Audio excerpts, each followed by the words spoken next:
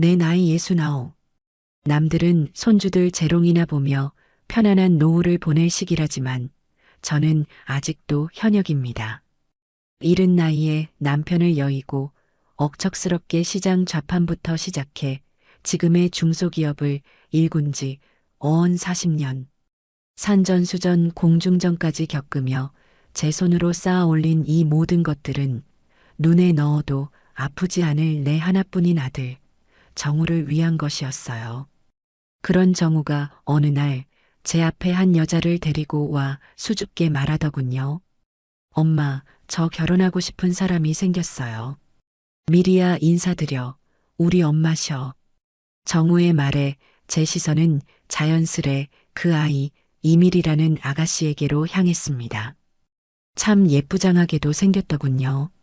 크고 선한 눈망울에 오뚝한 콧날, 하얀 피부까지. 요즘 젊은이들이 좋아하는 인형 같은 외모였어요. 하지만 제가 사람을 볼 때 외모만 보는 사람은 아닙니다. 40년 넘게 수많은 사람들을 상대하며 사업을 해오니 이제는 눈빛만 봐도 스쳐 지나가는 표정 하나만 봐도 그 사람의 속내를 어림짐작할 수 있는 나름의 연륜이 생겼거든요. 미리는 제 앞에 공손히 두 손을 모으고 고개를 숙이며 인사를 건넸습니다. 어머님, 처음 뵙겠습니다. 이밀이라고 합니다. 정우 씨에게서 말씀 많이 들었어요. 목소리 또한 어찌나 청아하고 예의 바른지 첫인상은 그야말로 100점 만점에 100점이었어요. 밥을 먹는 내내 제게 먼저 반찬을 챙겨주고 물이 비면 어느새 채워 넣는 모습이 참 싹싹하고 야무져 보였습니다. 무엇보다 제 아들 정우를 바라보는 눈에서 꿀이 뚝뚝 떨어지는 걸 보니 아, 우리 아들을 정말 사랑하는구나 싶어 마음이 놓이더군요. 세상 물정 모르고 사람을 잘 믿는 우리 정우 곁에서 저렇게 야무진 아이가 중심을 잡아주면 좋겠다는 생각마저 들었어요. 식사를 마치고 거실에 앉아 과일을 먹으며 이런저런 이야기를 나누었습니다. 미리는 자신의 어려운 가정 형편에 대해서도 솔직하게 털어놓았어요. 홀어머니 밑에서 어렵게 자랐지만 단 한 번도 기죽지 않고 열심히 살아왔다는 이야기에 저는 오히려 뭉클한 감동을 받았습니다. 어려운 환경을 딛고 저렇게 바르게 자랐다니 참으로 기특하지 않나요? 그래서 저는 그 자리에서 큰 결심을 하고 말했습니다. 그래, 두 사람 결혼 허락하마. 아가, 그동안 고생 많았다. 이제부터는 내가 네 든든한 버팀목이 되어줄게. 결혼 선물로 강남에 있는 아파트 하나 사주랴. 마침 정우 회사 근처에 괜찮은 집이 하나 나왔던데 한 30억 정도 하더구나. 제 말이 끝나자마자 정우는 소스라치게 놀라며 제 손을 잡았어요. 엄마, 무슨 그런 말씀을 하세요. 저희 힘으로 시작할게요. 괜찮아요. 아들의 겸손한 반응에 속으로 흐뭇한 미소를 짓고 있는데 바로 그 순간이었습니다. 맞은편에 앉아있던 미리의 눈빛이 찰나의 순간 아주 섬뜩하게 번뜩이는 것을 제 눈으로 똑똑히 보고야 말았습니다. 그것은 기쁨이나 감동의 빛이 아니었어요. 마치 오랫동안 기다려온 사냥감을 눈앞에 둔 맹수처럼 이글거리는 탐욕의 빛이었습니다. 물론 그 표정은 순식간에 사라지고 이내 두 뺨을 붉히며 감격한 듯한 표정으로 바뀌었지만요. 어머님 정말이세요? 제가 이런 큰 선물을 받아도 될까요?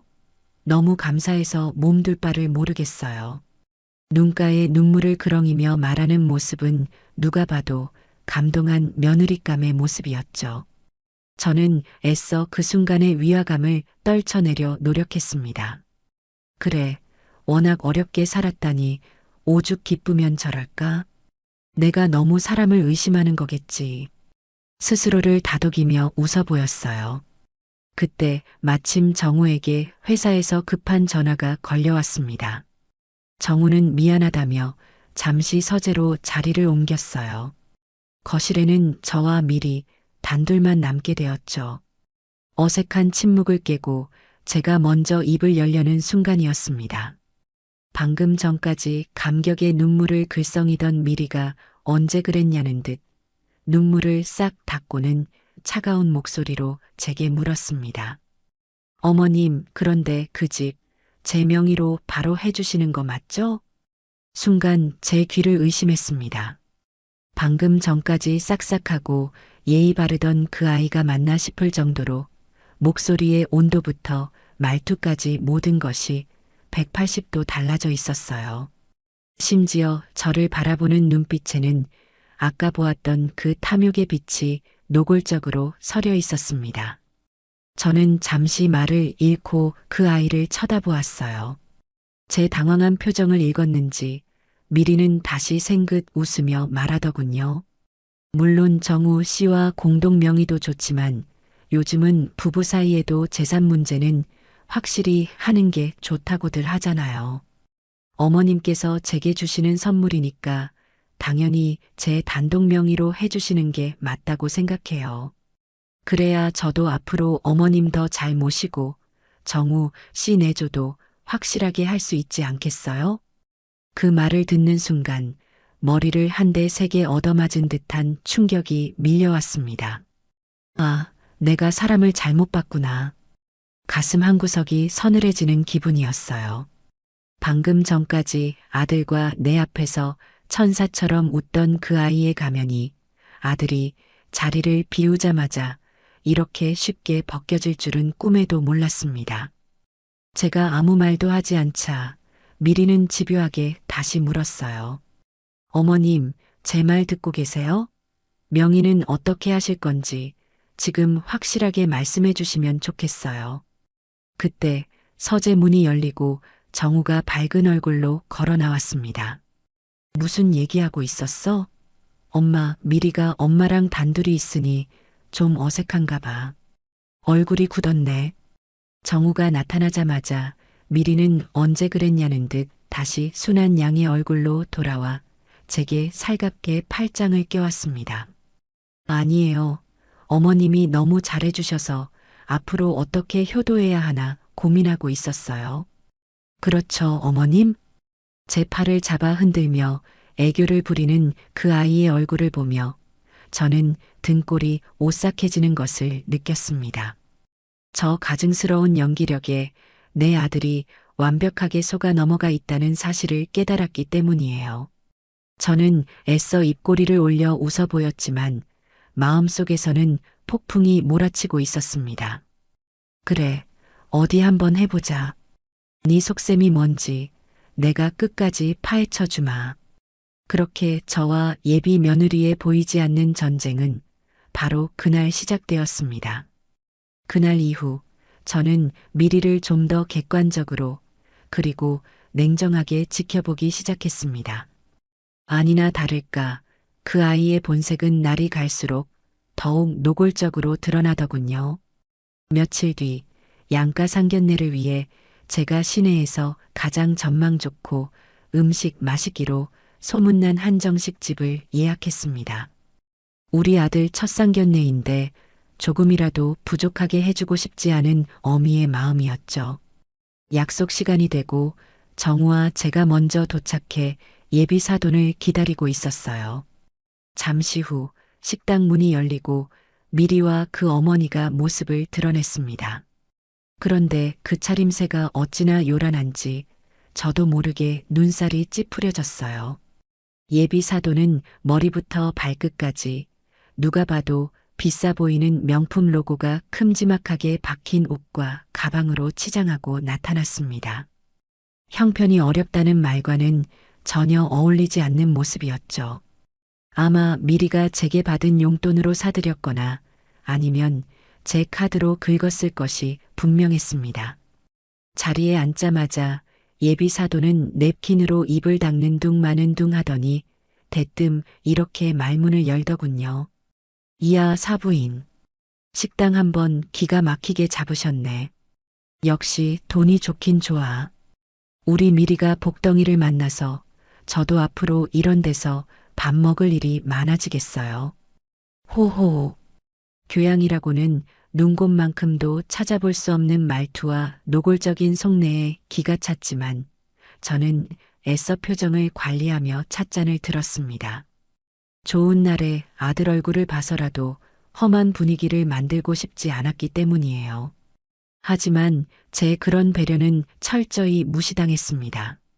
식사가 시작되고 아파트 인테리어에 대한 이야기가 나오자 미리가 끼어들었어요. 어머님, 그 집 인테리어는 전부 새로 해야 할 것 같아요. 제가 알아보니까 요즘 유행하는 스타일이 따로 있더라고요. 지금 있는 몰딩이나 벽지는 너무 촌스러워서 다 뜯어내야 해요. 그 집은 제가 몇 년 전 나중에 정우가 결혼하면 주려고 심혈을 기울여 최고급 자재로 꾸며놓은 집이었습니다. 제 취향이 듬뿍 담긴 공간을 대놓고 촌스럽다고 폄하하는 그 아이의 말에 순간 불쾌감이 치밀어 올랐어요. 옆에 있던 정우가 분위기가 험악해지는 것을 느꼈는지 황급히 중재에 나섰습니다. 미리야, 그런 말은 좀 심하다. 엄마가 얼마나 신경 써서 하신 건데. 우리는 그냥 들어가서 살아도 충분해. 정우 씨는 뭘 몰라서 그래. 집은 첫 단추를 잘 꿰어야 나중에 후회 안 하는 거야. 안 그래요, 엄마? 미리가 동의를 구하듯 자기 엄마를 쳐다보자 예비 사돈은 기다렸다는 듯이 맞장구를 쳤습니다. 그럼 우리 딸 말이 다 맞지. 젊은 사람들 취향이 있는 건데 사부인께서 그 정도는 이해해 주셔야지. 안 그래요? 돈도 사부인이 다 내시는데 이왕 하는 거 우리 미리 원하는 대로 싹 고쳐주세요. 그게 뭐 어려운 일이라고. 모녀가 쌍으로 저를 압박하는 상황에 어이가 없어 말이 나오지 않았습니다. 이 사람들은 정말 최소한의 예의나 염치라는 것이 없는 사람들이었어요. 그때 정우가 또다시 회사에서 걸려온 전화를 받으러 잠시 밖으로 나갔습니다. 그러자 기다렸다는 듯이 예비 사돈이 몸을 앞으로 쭉 내밀며 제게 속삭이듯 말하더군요. 그런데 사부인, 우리 쪽에서 해가는 혼수나 예단은 전부 생략하는 걸로 알면 되죠? 우리 형편 뻔히 아시면서 그런 거 바라시는 건 아니잖아요. 설마 딸 자식 팔아먹는 집안이라고 욕하시려는 건 아니죠? 호. 그 말을 듣는 순간 저는 더 이상 참을 수가 없었습니다. 빈손으로 와서 30억짜리 집을 넙죽 받아먹는 것도 모자라 이제는 혼수 예단까지 당연하다는 듯이 생략하겠다고 선언하는 그 뻔뻔함에 치가 떨렸어요. 이 결혼, 처음부터 다시 생각해야겠다는 결심이 서서히 고개를 들기 시작했습니다. 하지만 저는 그 자리에서 화를 내는 대신 조용히 찻잔을 내려놓으며 차갑게 말했습니다. 그 문제는 정우, 아범이랑 다시 상의해 보도록 하죠. 아직 결혼 날짜가 많이 남았으니 천천히 이야기해도 늦지 않을 겁니다. 제 싸늘한 반응에 예비 사돈과 미리의 표정이 순간 굳어지는 것을 보았지만 저는 모른 척했습니다. 밖에서 통화를 마치고 들어온 정우는 아무것도 모른 채 이야기 잘하고 계셨어요? 라며 해맑게 웃고 있었어요. 저는 그런 아들을 보며 속으로 다짐했습니다. 정우야, 미안하다. 엄마가 네 눈에 눈물 나게 하는 한이 있더라도 저런 하이에나 같은 모녀에게서 너를 지켜내야겠다. 상견례 자리는 그렇게 겉으로는 화기애애하게 하지만 속으로는 칼날 같은 냉기가 흐르는 분위기 속에서 끝이 났습니다. 상견례 이후 제 의심은 확신으로 변해가고 있었습니다. 하지만 섣불리 행동할 수는 없었어요. 사랑의 눈이 먼 아들에게 아무리 말해봤자 오히려 저를 이상한 시어머니로 몰아갈 것이 뻔했기 때문입니다. 그래서 저는 조용히 증거를 모으기 시작했습니다. 세상에 비밀은 없다고 하던가요? 미리의 실체는 생각보다 훨씬 더 쉽게 드러나기 시작했어요. 어느 날 밤 잠이 오지 않아 소파에 앉아 무심코 태블릿 PC를 보다가 문득 미리의 SNS 계정이 궁금해졌습니다. 요즘 젊은이들은 SNS에 자신의 일상을 다 공유한다고 하잖아요. 혹시나 하는 마음에 아들 계정을 통해 미리의 계정을 찾아 들어갔습니다. 계정은 온통 명품과 값비싼 레스토랑 사진으로 도배되어 있었어요. 그런데 유독 제 눈에 거슬리는 게시물이 하나 있었습니다. 얼마 전 제가 백화점에 데려가서 사준 명품 가방을 들고 찍은 사진이었어요. 문제는 사진과 함께 올린 글과 해시태그였습니다. 우리 어머님 클라스, 이 정도는 가볍게 척척 사주심. 해시태그 시어머니 찬스, 해시태그 이 정도는 받아줘야지. 해시태그 며느리 사랑은 시어머니, 해시태그 잘 쓸게요. 라는 글을 보는 순간 온몸에 소름이 돋았습니다. 제가 아들을 생각하며 베푼 호의를 그 아이는 마치 당연히 받아야 할 권리이자 전리품처럼 여기고 있었던 거예요. 찬스라니요. 기가 막혀서 헛웃음이 나왔습니다. 그뿐만이 아니었어요. 아파트명에 이전을 해달라는 그 아이의 성화는 날이 갈수록 심해졌습니다. 매일같이 전화해서는 어머님, 세금 문제도 있고 하니 하루라도 빨리 제 앞으로 명의를 돌려주시는 게 좋아요라며 저를 닥달했어요. 저는 결혼식이 끝나고 생각해보자. 뭐가 그리 급하니라며 계속해서 선을 그었습니다. 그러자 며칠 뒤 이상한 일이 벌어졌어요. 매일 아침 저녁으로 하던 아들의 전화가 뚝 끊긴 겁니다. 불안한 마음에 제가 먼저 전화를 걸자 아들은 아주 차가운 목소리로 전화를 받더군요. 왜요, 엄마? 정우야, 무슨 일 있니? 왜 이렇게 연락이 없어? 엄마가 더 잘 알잖아요. 도대체 미리한테 왜 그렇게 차갑게 대하세요? 사람이 어떻게 그렇게 이랬다 저랬다 할 수가 있어요? 아들의 날 선 목소리에 가슴이 철렁 내려앉았습니다. 이간질을 시작했구나. 직감할 수 있었어요. 내가 뭘 어쨌다고 그러니. 나는 그냥 결혼 후에 천천히 하자고 했을 뿐이다. 그게 왜 천천히 해야 하는 일인데요? 엄마가 우리 결혼 선물로 주신다고 약속하셨잖아요. 그런데 이제 와서 말을 바꾸시면 미리가 얼마나 상처받겠어요. 가난한 게 죄는 아니잖아요. 왜 자꾸 사람 자존심을 건드리세요? 아들이 제게 소리치듯 따지는 것은 태어나서 처음 있는 일이었습니다. 저는 순간 말문이 막혔어요. 제가 알던 착하고 순한 아들이 아니었습니다. 완전히 미리의 말에 세뇌되어 저를 의심하고 원망하고 있었어요. 그 아이의 말이 제 아들에게 얼마나 큰 영향을 미치는지 깨닫는 순간 정신이 번쩍 들었습니다. 더 이상 망설일 시간이 없었어요. 이대로 가다가는 아들마저 잃게 될 것 같았습니다.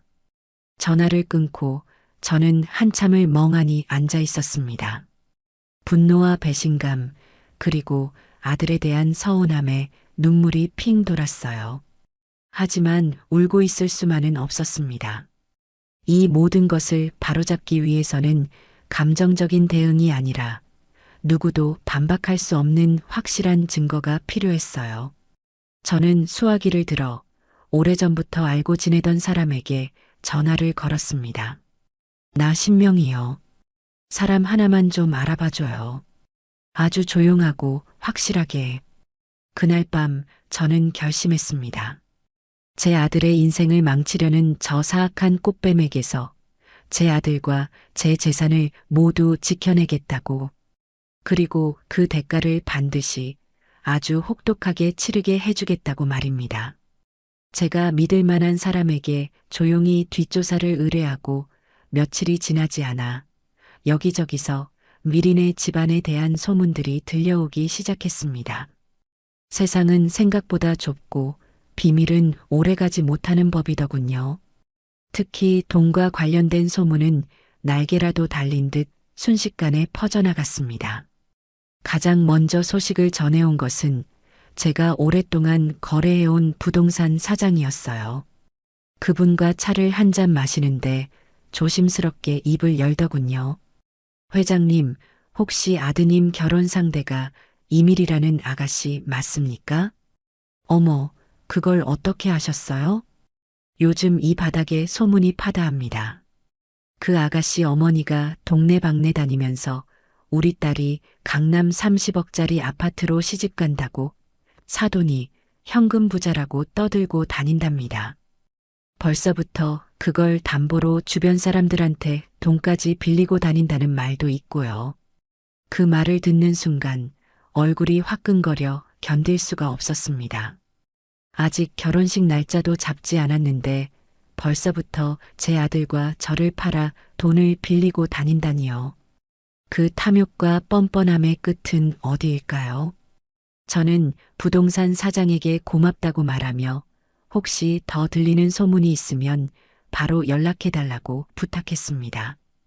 불길한 소문은 거기서 그치지 않았어요. 며칠 뒤 제가 후원하는 보육원 원장님에게서 연락이 왔습니다.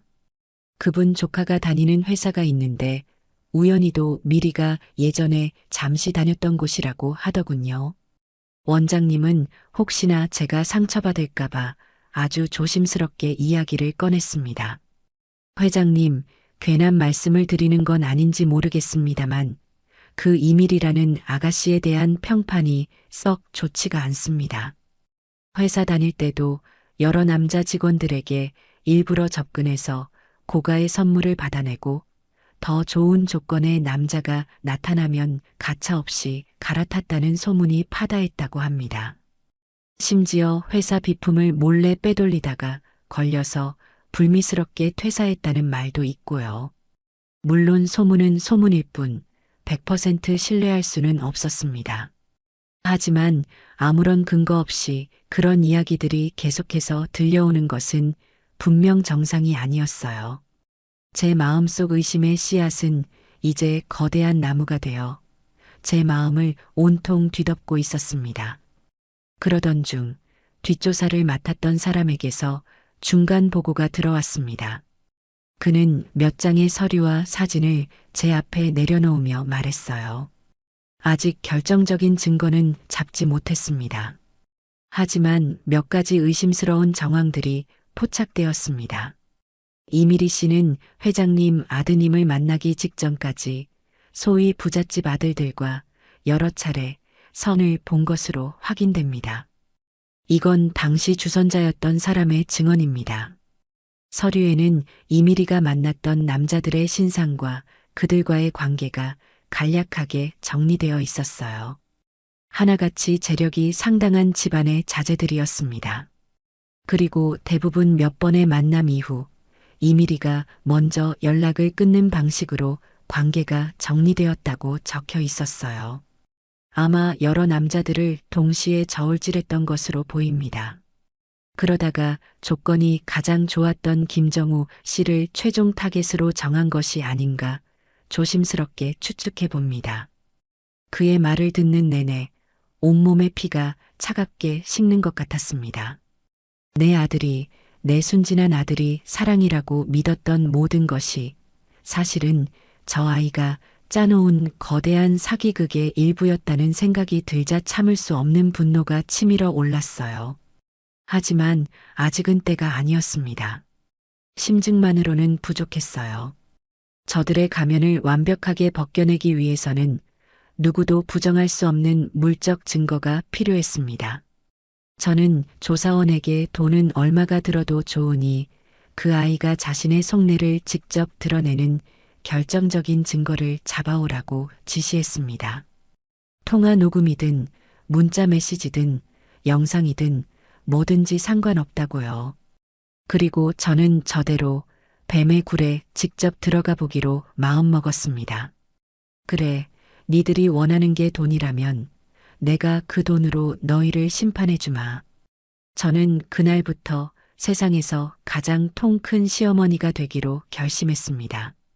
물론 이 모든 것은 저들의 탐욕을 극대화시켜 스스로 무너지게 만들기 위한 제 치밀한 계획의 일부였지만요.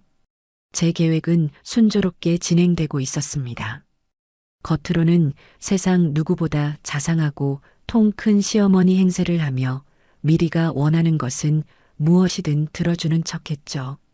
물론 그 모든 과정은 철저히 기록되고 있었습니다. 그 아이의 탐욕이 깊어질수록 스스로를 올가맬 증거는 차곡차곡 쌓여가고 있었어요. 어느 주말 미리는 제게 전화를 걸어 혼수를 보러 가자고 하더군요. 어머님, 저희 신혼집에 들릴 가전제품 좀 보러 가야 할 것 같아요. 이왕이면 어머님이랑 같이 가서 좋은 걸로 고르고 싶어서요. 그 살가운 목소리 뒤에 숨은 검은 속내를 모를 리 없었지만 저는 흔쾌히 그러자고 했습니다. 그래, 우리 아가. 네가 쓰고 싶은 걸로 다 골라보렴. 제 대답에 미리의 목소리가 한 톤 높아지는 것이 수화기 너머로도 느껴졌습니다. 우리가 향한 곳은 국내에서 가장 비싸고 화려하기로 소문난 백화점의 VIP 라운지였습니다. 미리는 마치 제 집 안방이라도 되는 듯 아주 자연스럽게 저를 이끌고 최고급 수입 가전 매장으로 향했어요. 그리고는 직원을 불러 아주 당당하게 요구하더군요. 여기서부터 저기까지 신혼부부에게 필요한 걸로 제일 좋은 모델만 싹 다 보여주세요. 그 기세에 잠시 압도된 직원이 잠시 머뭇거리자 미리는 제 팔짱을 끼며 보란 듯이 말했습니다. 결제는 우리 어머님께서 전부 해주실 거니까 가격은 신경 쓰지 말고 그냥 최고급으로만 추천해 주세요. 그때부터 본격적인 쇼핑이 시작되었습니다. 냉장고는 문짝 4개짜리 유럽산 스마트 냉장고를, TV는 갤러리에 거는 그림처럼 생긴 80인치짜리를, 세탁기와 건조기는 당연하다는 듯이 위아래로 붙어 있는 최고급 모델을 선택했어요. 심지어 커피 머신, 공기청정기, 와인셀러, 스타일러까지. 그 아이의 손가락이 가리키는 것들은 하나같이 수천만 원을 호가하는 제품들이었습니다. 옆에서 지켜보던 정우가 보다 못해 조심스럽게 말렸어요. 미리야, 이건 너무 비싸다. 우리한테 이렇게까지 좋은 건 필요 없잖아. 좀 더 합리적인 걸로 고르자. 그러자 미리는 기다렸다는 듯이 정우를 쏘아붙였습니다. 정우 씨는 정말 뭘 모른다. 우리가 앞으로 어떤 수준으로 살아야 하는 사람들인데 이런 혼수 하나하나가 다 우리 급을 보여주는 거야. 안 그래요, 어머님? 저에게 동의를 구하는 그 아이의 얼굴을 보며 저는 속으로 쓴웃음을 삼켰습니다. 그래, 네 급을 아주 잘 알겠다. 저는 겉으로는 인자한 미소를 지으며 대답했죠. 우리 아가 말이 맞다. 이왕 하는 거 남들 보기에도 부끄럽지 않게 최고급으로 해야지. 정우, 너는 가만히 있거라. 이건 내가 미리에게 주는 선물이니 아가 마음에 드는 걸로 다 고르게 해. 제 허락이 떨어지자 미리의 얼굴에는 숨길 수 없는 희색이 만연했습니다. 그 아이는 정말 신이 나서 매장을 휘젓고 다녔어요. 최종적으로 나온 견적서는 제 예상을 훨씬 뛰어넘는 금액이었습니다. 가전제품 값만 총 1억 원이 넘게 나왔더군요. 직원이 내민 견적서를 받아든 저는 눈 하나 깜짝하지 않고 제 카드를 꺼내 결제했습니다. 그 모습을 본 미리의 눈이 만족감으로 반짝이는 것을 놓치지 않았습니다. 며칠 뒤 그 아이의 요구는 더욱 대담해졌어요. 이번에는 차였습니다. 어머님, 정우 씨 차가 너무 낡아서 제가 다 창피해요. 저희 이제 결혼하면 여기저기 부부 동반으로 가야 할 모임도 많을 텐데 국산 소형차를 끌고 다닐 수는 없잖아요. 그래서 바꾸고 싶은 차라도 있니? 네. 제가 알아본 독일제 세단이 있는데 안전하고 디자인도 예뻐서 딱 좋겠더라고요. 가격도 그리 비싸지 않아요. 1억 5천만 원 정도 하던데요. 1억 5천만 원이 비싸지 않다는 말을 어쩌면 저렇게 쉽게 할 수 있을까요?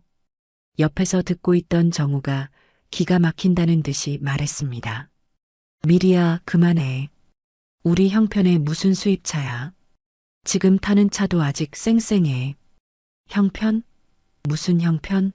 어머님 돈이 곧 우리 돈이고 우리 돈이 어머님 돈 아니야? 가족끼리 그런 걸 왜 따져? 정우 씨는 생각이 너무 고지식해서 탈이야. 안 그래요, 어머님? 이제는 아예 저를 방패막이 삼아 아들을 가스라이팅하기 시작하더군요. 저는 이번에도 그 아이의 편을 들어주었습니다. 정우야, 미리가 틀린 말한 거 없다.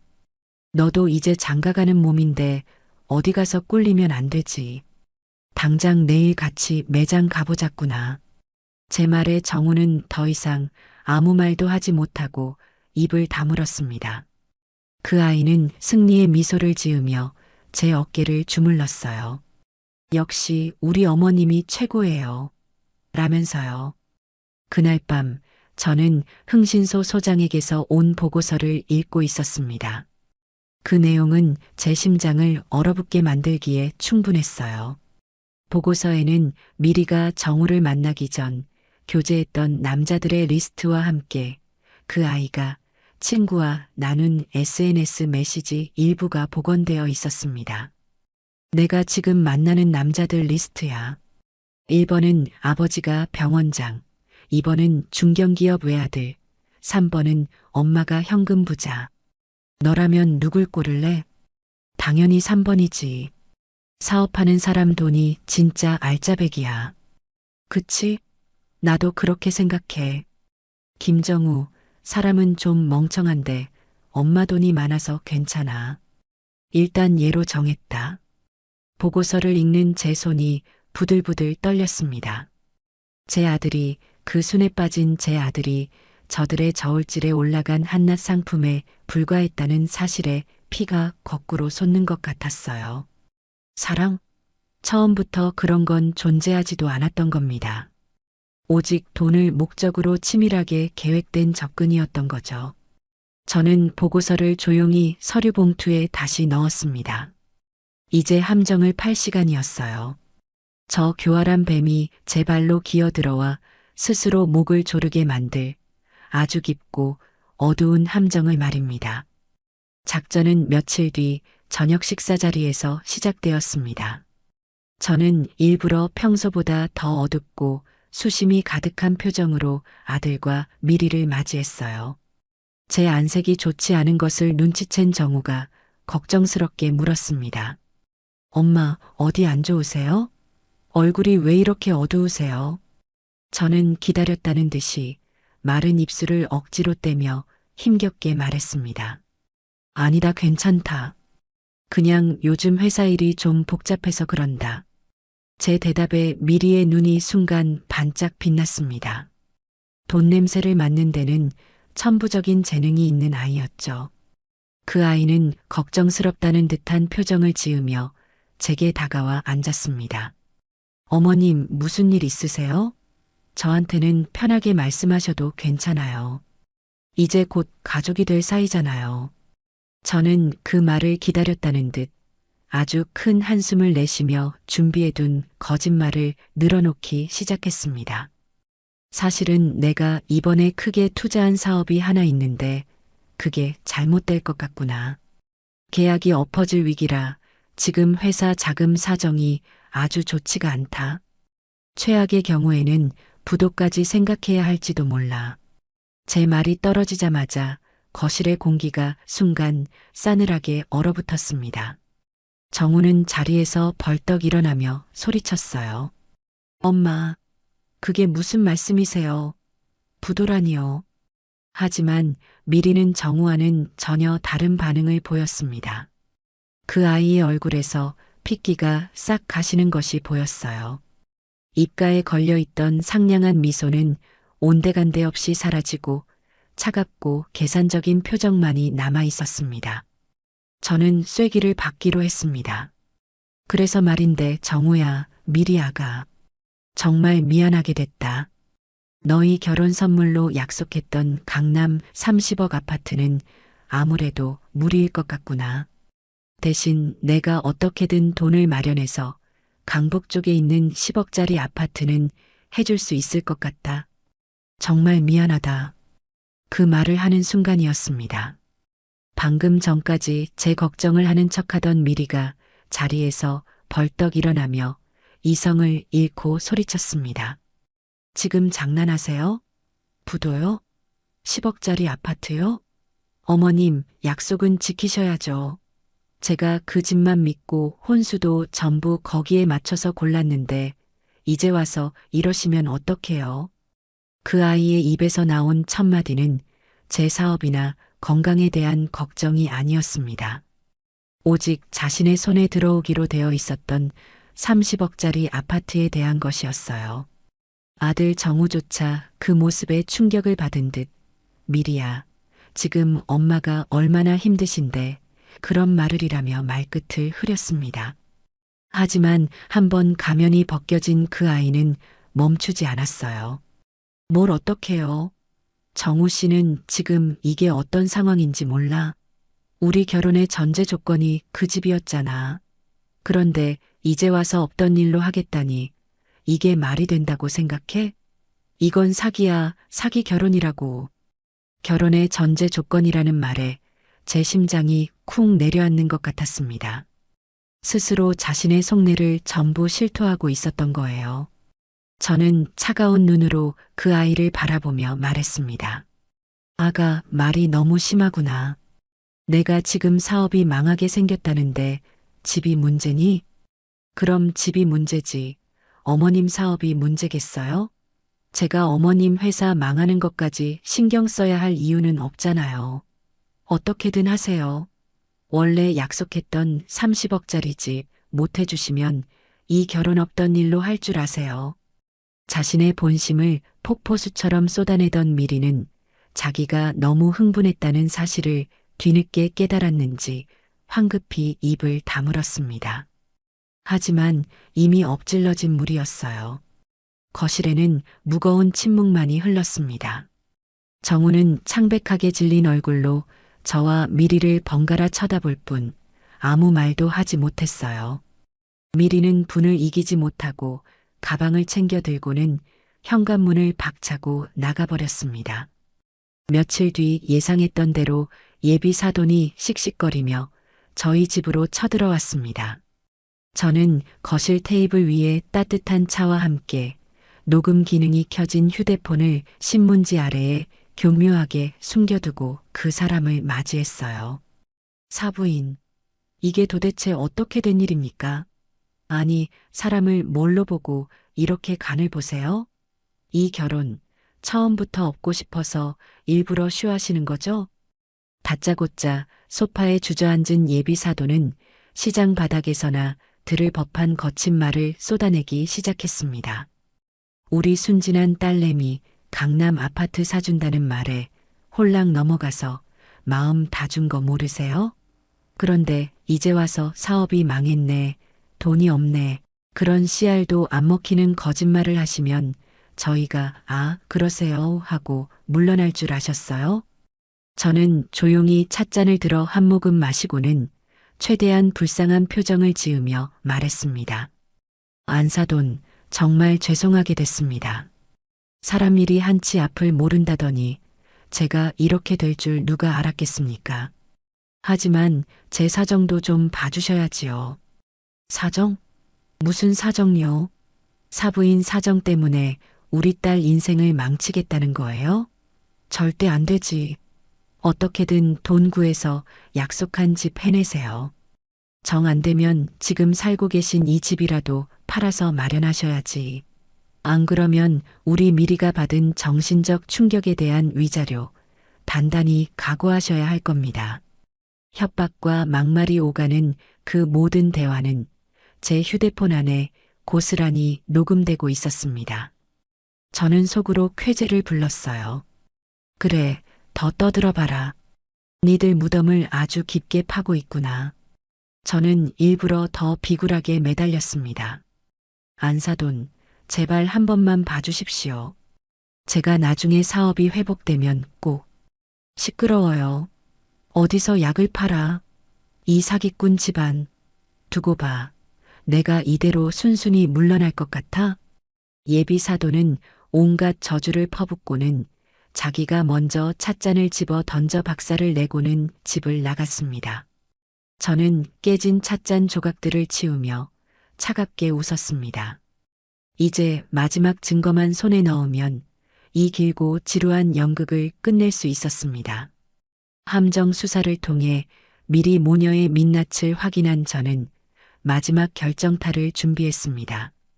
흥신소 소장에게 연락해 무슨 수를 써서라도 이미리의 통화 내용이나 메신저, 대화를 확보해달라고 다시 한번 부탁했죠.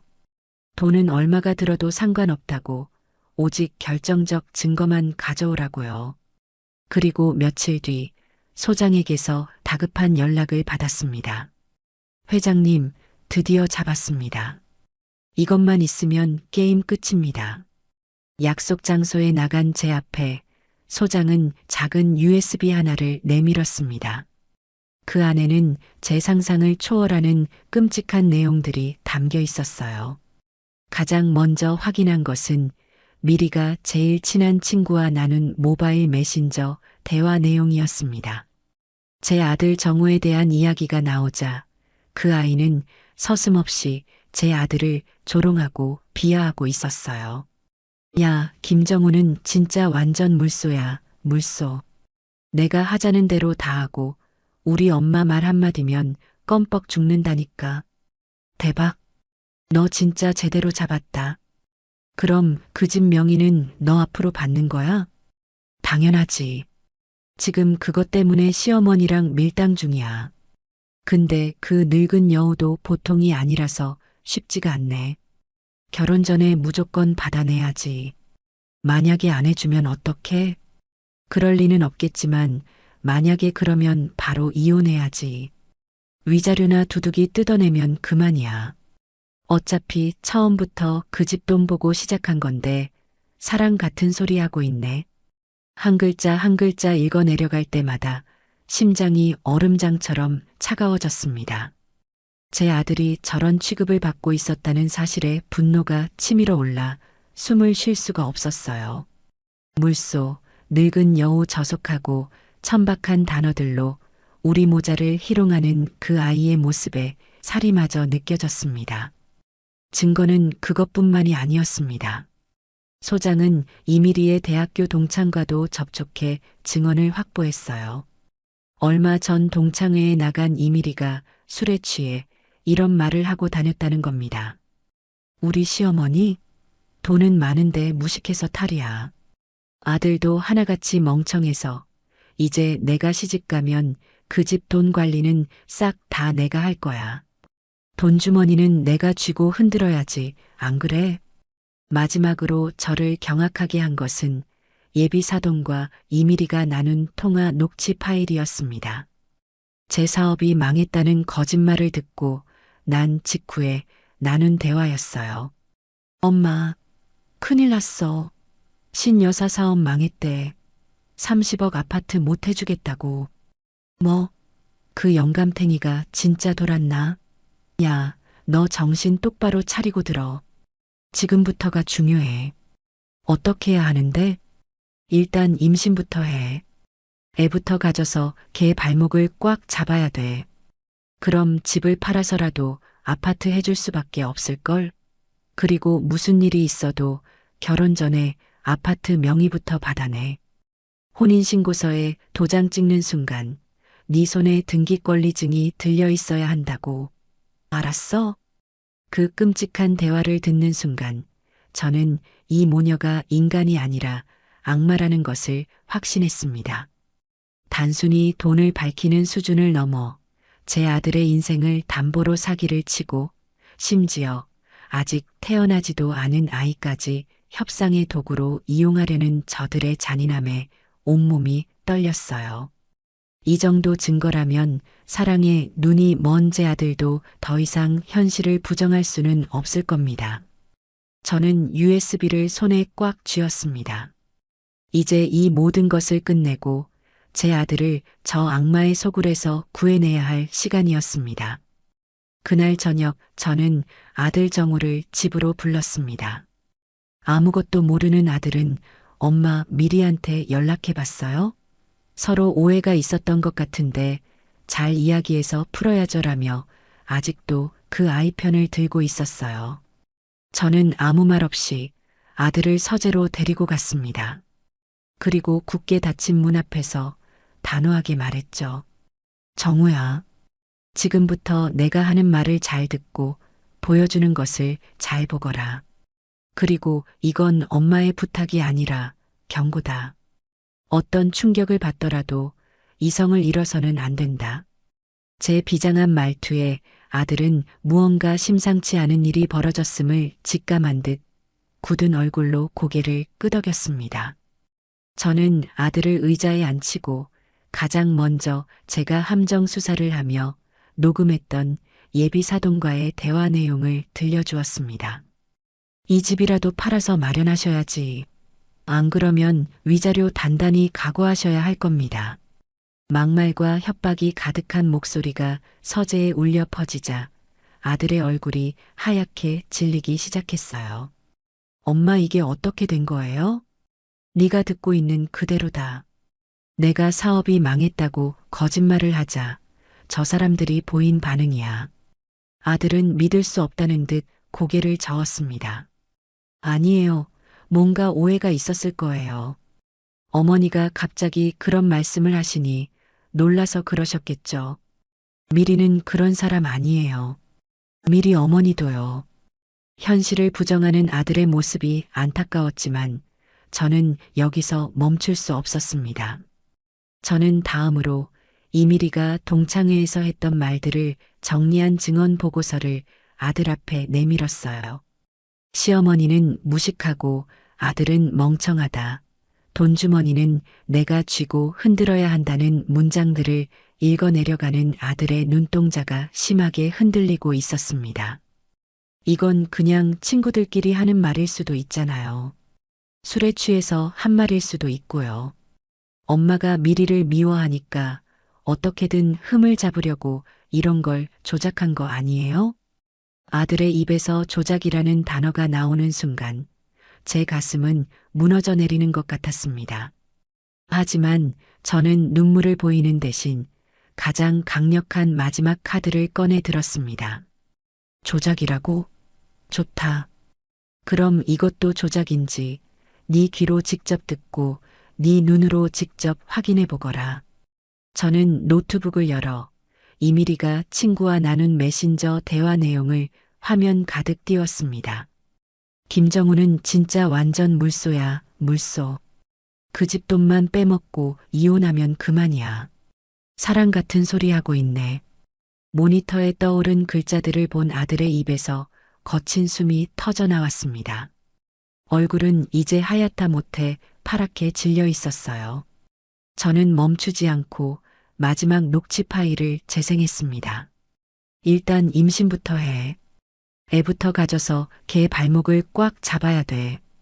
혼인신고서에 도장 찍는 순간 네 손에 등기권리증이 들려 있어야 한다고. 알았어? 미리와 그 어머니의 목소리가 서재를 가득 메우는 순간 마침내 아들의 무너지는 소리가 들렸습니다. 아, 아들은 아무 말도 잊지 못하고 괴로운 소리만 내뱉었어요.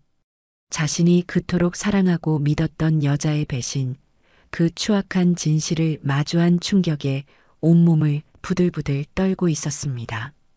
잠시 후 아들은 고개를 숙인 채 어린아이처럼 엉엉 울기 시작했어요. 제가 어리석었어요. 저 어떻게 해요, 엄마?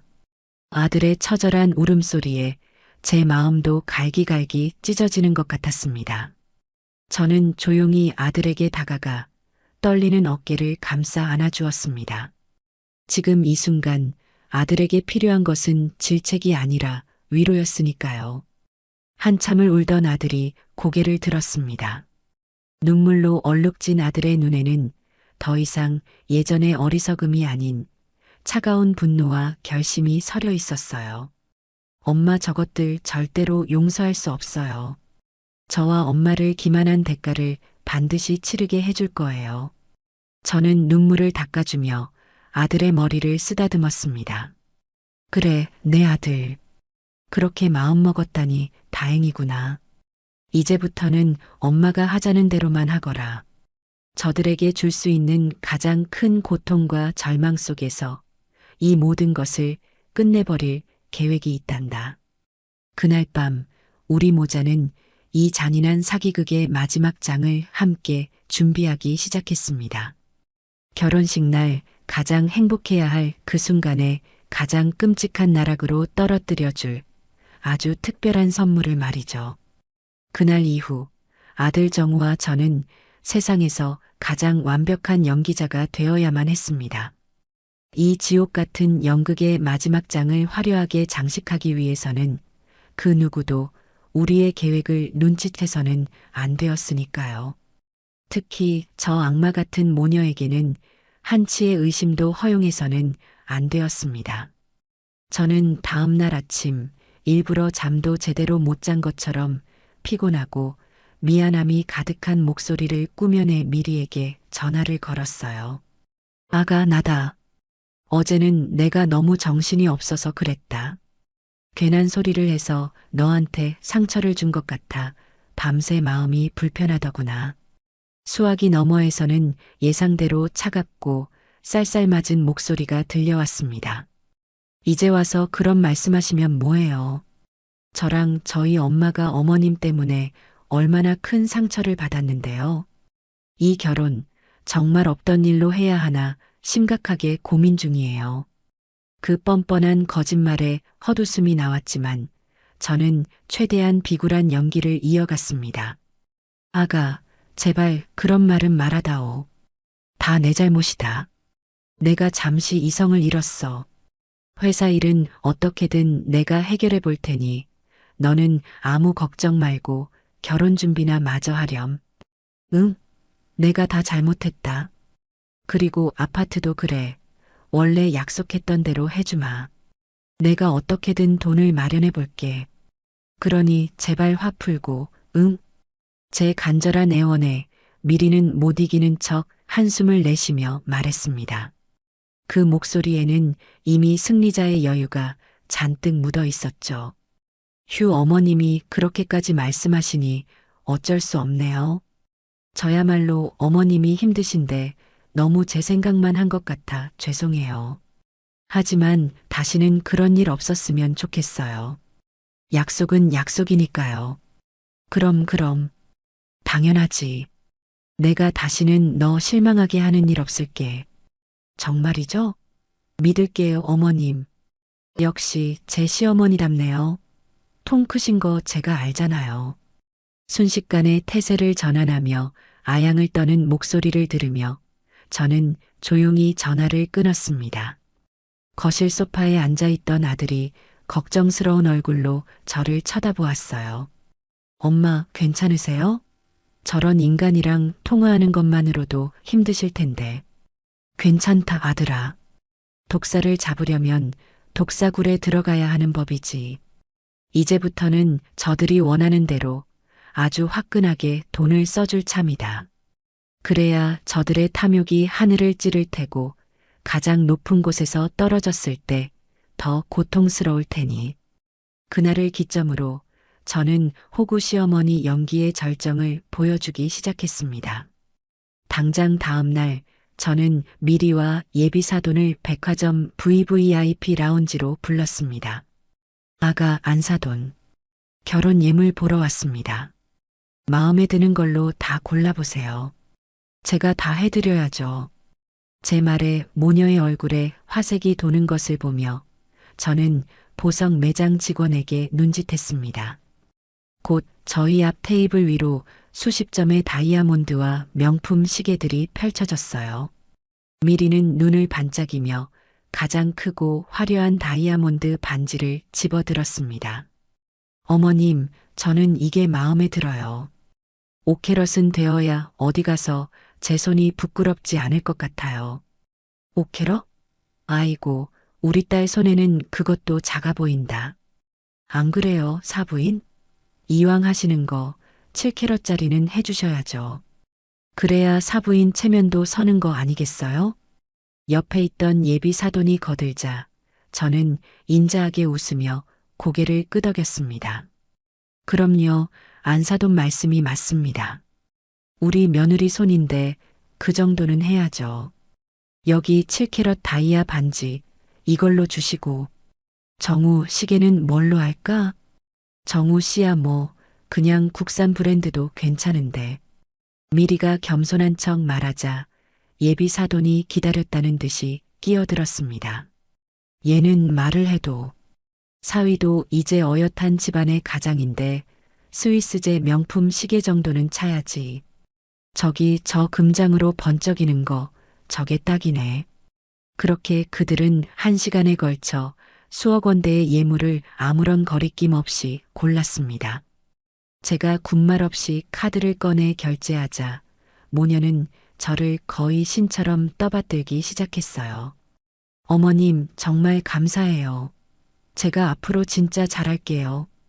평생 어머님 업고 다닐게요. 아이고 사부인. 제가 전생에 나라를 구했나 봅니다. 우리 사부인 같은 분을 만나다니요. 그들의 역겨운 아첨을 들으며 저는 속으로 다른 생각을 하고 있었습니다. 그래, 마음껏 즐겨라. 그 모든 것이 내일이면 니들 목을 조르는 밧줄이 될 테니. 결혼식이 일주일 앞으로 다가온 어느 날 밤, 저는 아들을 조용히 서재로 불렀습니다. 그리고 흥신소 소장에게서 건네받은 마지막 녹취 파일을 들려주었죠. 결혼식 날 하객들 앞에서 저에게 아파트 등기권리증을 받아내는 깜짝 이벤트를 계획하는 모녀의 목소리가 서재 안에 울려 퍼졌습니다. 녹음을 다 들은 아들의 얼굴이 분노로 굳어졌어요. 엄마 저것들은 정말 인간도 아니에요. 어떻게 그런 끔찍한 생각을 할 수가 있죠? 그러게나 말이다.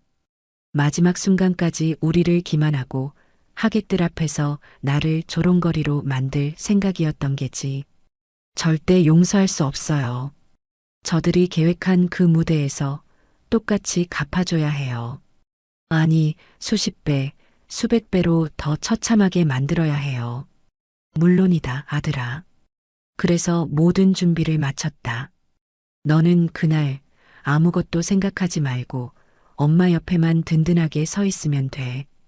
그리고 마지막 순간에 네가 저 아이에게 날릴 가장 비참한 한마디만 준비해 두거라. 네, 엄마.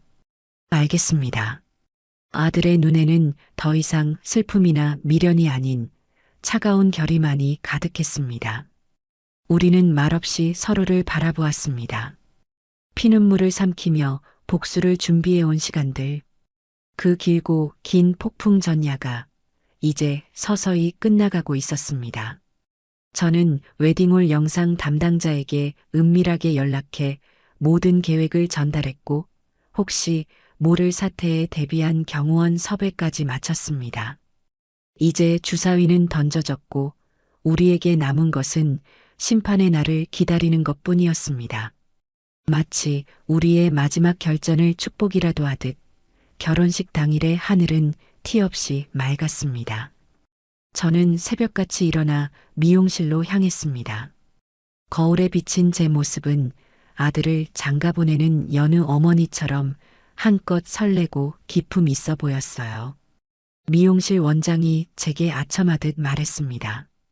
회장님, 오늘 정말 고우세요. 좋은 날이라 그런지 얼굴에서 빛이 나시네요. 그런가요? 오늘 아마 제 인생에서 가장 기억에 남는 날이 될 것 같긴 하네요. 의미심장한 제 대답을 원장은 그저 기분 좋은 농담으로 받아들이는 듯 했습니다. 화려한 꽃 장식으로 꾸며진 웨딩홀에 도착하자 예비 사돈이 과하게 화려한 한복을 입고 저를 맞이했습니다. 어머, 사부인 오셨어요? 아이고, 오늘 유난히 고우시다. 역시 사람은 돈을 써야 태가 난다니까. 안사돈이야말로 오늘 참 화사하십니다. 따님 시집 보내는 날이라 그러신가 봅니다. 그럼요. 제 딸이 어떤 딸인데요. 오늘 이 결혼식 끝나면 우리 미리는 이제 강남 사모님 소리 듣는 거예요. 제가 얼마나 이 날을 기다렸는지 몰라요. 호호. 역겨운 웃음소리를 뒤로하고 신부 대기실로 들어서자 눈부신 웨딩드레스를 입은 미리가 친구들에게 둘러싸여 있었습니다. 저를 발견한 그 아이는 보란 듯이 더 큰 소리로 자랑을 늘어놓기 시작했어요. 얘들아, 우리 시어머니 오셨다. 인사드려. 너희도 나처럼 시집 잘 가려면 시어머니한테 잘 보여야 하는 거야. 알았지? 어머님 오셨어요. 저 어때요? 이 드레스 어머님이 아니었으면 꿈도 못 꿨을 거예요. 역시 우리 어머님은 통이 다르시다니까. 그래, 예쁘구나. 오늘 네가 주인공이니 마음껏 즐기렴. 저는 인자한 미소를 지어 보이며 그 아이의 어깨를 두드려 주었습니다. 그 순간 제 눈과 복도 저편에서 걸어오던 아들 정우의 눈이 마주쳤습니다. 우리는 말없이 고개를 끄덕였죠. 때가 되었다는 무언의 신호였습니다. 정우는 굳은 표정을 애써 감추고 사랑하는 신부를 보는 신랑의 연기를 하며 미리의 옆에 섰습니다. 곧이어 웅장한 웨딩 마치와 함께 예식이 시작되었습니다. 하객들의 뜨거운 박수를 받으며 버질로드를 걷는 동안 미리는 제게 보란 듯이 정우의 팔짱을 꽉 끼며 행복한 미소를 지어 보였습니다. 그 미소 아래에 얼마나 추악한 탐욕이 숨겨져 있는지 이제 곧 모두가 알게 될 것이었습니다. 주례사가 끝나고 사회자가 마이크를 잡았습니다. 이제 양가 부모님들께서 하객 여러분께 감사의 인사를 전하는 시간을 갖겠습니다. 먼저 신부 측 어머니께서 나오셔서 예비 사도는 기다렸다는 듯이 단상에 올라 미리 준비해온 듯한 감동적인 편지를 읽는 척하며 눈물을 훔치는 연기를 펼쳤습니다. 그리고 마침내 제 차례가 되었죠. 저는 천천히 단상으로 걸어 올라가 사회자에게서 마이크를 건네받았습니다. 식장 안의 모든 시선이 제게로 집중되었습니다. 저는 잠시 숨을 고르고 최대한 부드럽고 따뜻한 목소리로 입을 열었습니다. 오늘 이렇게 귀한 주말에 제 아들 정우와 이미리 양의 결혼을 축하해 주시기 위해 이 자리를 빛내주신 모든 내빈 여러분께 진심으로 머리 숙여 감사의 말씀을 드립니다. 정중한 인사에 하객석에서 박수가 터져 나왔습니다. 미리와 그 어머니는 아주 만족스러운 표정으로 저를 바라보고 있었어요.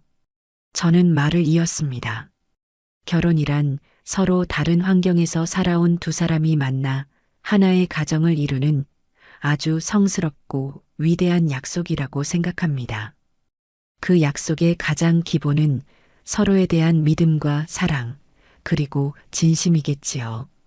마치 감동적인 덕담을 하는 것처럼 분위기를 잡자 예비 사도는 사회자에게 눈짓을 보내기 시작했습니다.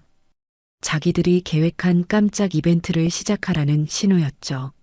하지만 그보다 제가 한 발 빨랐습니다. 저는 하객들을 둘러보며 아주 낮고 힘 있는 목소리로 말했습니다. 하지만 오늘 저는 이 결혼을 축복하기에 앞서 이 자리에 계신 모든 분들께 한 가지 진실을 보여드려야만 할 것 같습니다. 사랑과 믿음이 아닌 추악한 거짓과 탐욕으로 시작된 관계가 얼마나 끔찍한 비극을 낳는지 그 생생한 증거를 말입니다. 제 말이 끝나자마자 술렁이는 하객들 사이로 사회자가 당황하며 끼어들었습니다. 아, 네, 어머님. 아마 신랑 신부를 위한 특별한 이벤트를 준비하신 모양입니다. 자, 그럼 다 함께 스크린을 주목해 주실까요? 예비 사돈과 미리는 그것이 자기들이 계획한 이벤트의 시작이라고 철석같이 믿는 듯 기대에 찬 얼굴로 스크린을 쳐다보았습니다. 저는 그 모습을 지켜보며 약속된 신호를 보냈습니다. 하얀 손수건을 꺼내 우아하게 입가를 닦는 척했죠. 그 순간 식장 전체의 조명이 어두워지고 단상 뒤 거대한 스크린이 환하게 켜졌습니다. 하지만 화면에 나타난 것은 행복한 신랑 신부의 사진이 아니었습니다. 거대한 모바일 메신저 대화창이 화면을 가득 채웠고 그 위로 섬뜩한 문장이 한 줄, 한 줄, 모든 하객들이 똑똑히 볼 수 있도록 거대한 활자로 떠오르기 시작했습니다. 야, 김정우는 진짜 완전 물소야, 물소. 그 문장이 스크린을 채우는 순간 웅장하던 배경음악이 뚝 끊겼습니다. 식장 안에는 숨막히는 침묵만이 감돌기 시작했습니다. 식장을 지배하던 절대적인 침묵은 스크린에 다음 문장이 떠오르면서 마침내 깨졌습니다. 그 늙은 여우도 보통이 아니라서 쉽지가 않네. 그 문장을 확인한 하객들 사이에서 마침내 억눌렸던 경악의 탄성이 여기저기서 터져 나오기 시작했습니다. 세상에 저게 무슨 말이야? 저거 신부가 친구랑 나눈 대화 내용인가 봐. 늙은 여우라니 지금 시어머니 욕을 하고 있는 거잖아. 웅성거림은 순식간에 거대한 파도가 되어 식장 전체를 덮쳤습니다. 단상 위의 미리는 이제 더 이상 하얗게 질린 수준이 아니었습니다. 마치 온몸의 피가 전부 빠져나간 사람처럼 투명하게 변해버린 얼굴로 스크린을 올려다보며 부들부들 떨고 있었어요. 아, 아니야. 저건 내가 아니야. 조작된 거라고. 누가 날 함정에 빠뜨리려고. 그 아이의 처절한 비명은 곧이어 화면을 가득 채운 다음 문장에 의해 처참하게 짓밟혔습니다. 그 집 돈만 빼먹고 이혼하면 그만이야. 사랑 같은 소리 하고 있네. 이제 상황 파악을 못하는 사람은 아무도 없었습니다. 하객들은 더 이상 웅성거리지 않았습니다. 대신 차갑고 날카로운 경멸이 담긴 시선으로 단상 위의 미리를 쏘아보기 시작했어요. 마치 죄인을 심판하는 수백 개의 눈동자 앞에서 그 아이는 완전히 발가벗겨진 기분이었을 겁니다. 그 아이가 고개를 돌려 도움을 구하듯 자기 친구들이 앉아있는 테이블을 쳐다보았지만 친구들은 수치심에 고개를 숙이거나 혐오스러운 표정으로 외면할 뿐이었어요. 정우 씨, 말 좀 해봐. 이건 사실이 아니잖아. 당신 어머니가 날 미워해서 꾸민 짓이야. 그렇죠? 미리는 마지막 동아줄이라도 잡듯 아들의 팔에 매달렸습니다. 하지만 아들은 그 손을 벌레 보듯 차갑게 뿌리치며 한 발짝 뒤로 물러섰습니다. 바로 그 순간 스크린의 화면이 바뀌며 식장 전체에 어떤 여자의 목소리가 악에 받친 듯 울려 퍼졌습니다. 일단 임신부터 해. 애부터 가져서 걔 발목을 꽉 잡아야 돼. 스피커를 찢을 듯이 터져나온 목소리의 주인공은 바로 단상 아래에 서 있던 예비 사돈이었습니다. 자신의 목소리라는 것을 깨달은 예비 사돈의 눈이 공포로 크게 뜨였습니다. 아, 아니야. 저건 내 목소리가 아니야. 누가 합성을 한 거야. 하지만 그 서툰 변명은 이어지는 자신의 목소리 앞에 완벽하게 무너졌습니다. 혼인신고서에 도장 찍는 순간 네 손에 등기권리증이 들려 있어야 한다고. 알았어? 모든 영상과 음성이 끝나고 스크린이 다시 암전되었습니다. 식장 안은 잠시 동안 폭풍이 휩쓸고 지나간 것처럼 고요했습니다. 그 침묵을 깬 것은 바로 저였습니다. 저는 다시 마이크를 잡고 이 추악한 연극의 마지막을 고했습니다. 이것이 오늘 이 결혼의 진실입니다. 여기에는 사랑도 믿음도 진심도 없습니다. 오직 돈을 향한 추악한 탐욕과 사람의 마음을 이용한 잔인한 사기 행각만이 있었을 뿐입니다. 저는 얼어붙은 채 서 있는 미리를 향해 얼음처럼 차가운 목소리로 말했습니다. 이미리 양, 너는 내 며느리가 될 자격이 없다. 아니, 인간이 될 자격조차 없는 아이다. 그리고 하객들을 향해 고개를 돌려 이 결혼이 무효임을 공식적으로 선언했습니다.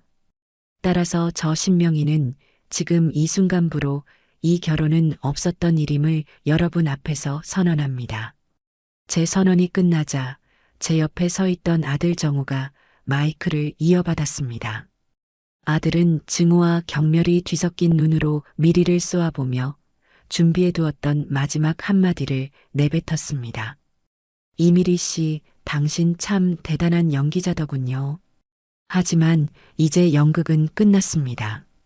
당신이 그토록 사랑했던 건 내가 아니라 내 어머니의 돈이었고, 당신이 그토록 원했던 건 행복한 가정이 아니라 30억짜리 아파트 등기권리증 뿐이었으니까. 당신은 신부가 아니라 그냥 내 인생에 끼어들 뻔했던 역겨운 사기꾼일 뿐이야. 우리 여기서 끝냅시다. 아니, 당신 같은 사람, 내 인생에서 영원히 지워버리겠습니다. 아들의 냉정한 선고에 미리의 무너진 가면 아래로 마침내 뜨거운 눈물이 폭포수처럼 쏟아져 내렸습니다. 하지만 그 눈물은 동정이 아닌 통쾌한 조롱의 대상이 될 뿐이었습니다. 모든 진실이 폭로되고 아들의 마지막 선고까지 끝나자 단상 아래에 있던 예비 사도는 마침내 마지막 이성의 끈을 놓아버렸습니다. 으아, 이 나쁜 것들. 니들이 뭔데 내 딸 인생을 망쳐. 내가 니들 머리털을 다 뽑아버릴 거야. 그 사람은 눈이 완전히 뒤집힌 채 악기처럼 소리를 지르며 저를 향해 달려들었어요. 하객들이 비명을 지르며 흩어지는 그야말로 아수라장이었죠. 하지만 저는 눈 하나 깜짝하지 않고 그 자리에 서 있었습니다.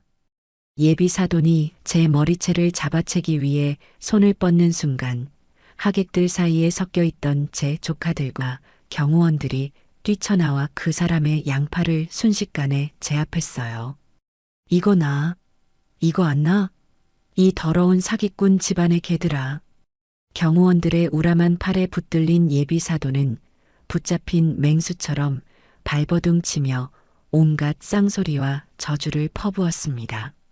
신명이, 너 내가 이렇게 끝낼 것 같아? 내가 네 회사 찾아가서 다 뒤집어 엎고 인터넷에 네 아들하고 있었던 일 전부 다 까발릴 거야. 너희들 사회에서 매장시켜버릴 거라고. 그 추악한 모습에 남아있던 하객들마저 고개를 저으며 혀를 찼어요. 어머, 꼴 좀 봐. 저게 사람이야? 딸이나 엄마나 똑같네. 정말 구제불능이다. 단상 위에 있던 미리는 자신의 마지막 희망이었던 엄마마저 제압당하자 완전히 무너져 내렸습니다. 엄마, 안 돼. 그 아이는 엉망으로 구겨진 웨딩드레스를 붙잡고 바닥에 주저앉아 서럽게 울부짖기 시작했습니다. 내 인생 돌려내. 내 30억짜리 집, 내 강남 사모님 인생. 이대로 끝낼 수는 없어. 돌려내라고. 뉘우침이라고는 찾아볼 수 없는 오직 자신의 실패한 욕망에 대한 절규였어요. 그 모습을 지켜보던 하객들은 이제 더 이상 일말의 관심도 없다는 듯 찝찝한 표정으로 서둘러 식장을 빠져나가기 시작했습니다. 화려했던 결혼식장은 순식간에 텅 비어버렸고 값비싼 꽃 장식과 음식들만이 이 처참한 비극의 증인처럼 널브러져 있었어요. 저는 이 모든 소란의 중심에 서서 마지막으로 마이크를 잡고 단호한 목소리로 말했어요. 경호원분들 뭐합니까? 저 추악한 모녀를 이 신성한 장소에서 당장 끌어내세요. 제 명령이 떨어지자 경호원들은 한치의 망설임도 없이 행동에 나섰습니다. 싫어. 나 안 가. 여긴 내 결혼식장이란 말이야. 미리는 바닥에 주저앉아 버텼지만 경호원들은 그 아이의 양팔을 붙잡아 짐짝처럼 일으켜 세웠습니다.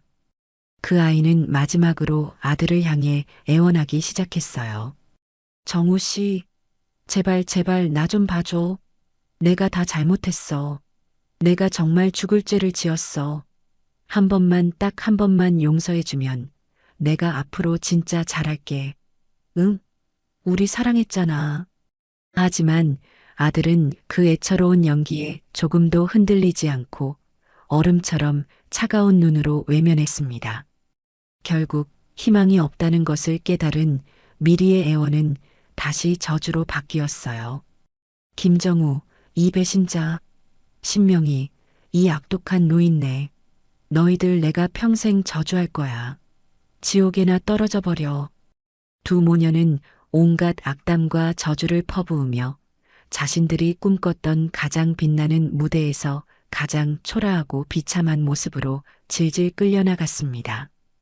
쿵 하고 식장 문이 닫히고 나서야 지옥 같았던 소음은 마침내 끝이 났습니다. 전쟁이 끝난 폐허처럼 변해버린 텅 빈 식장. 그 한가운데에 저와 제 아들 정우만이 덩그러니 서 있었습니다. 아들은 마치 긴 꿈에서 깨어난 사람처럼 허탈한 표정으로 제게 말했어요. 엄마 다 끝났네요. 그래, 끝났다. 아주 지독했던 악몽이 끝난 게지. 제가 정말 그렇게 바보 같았을까요?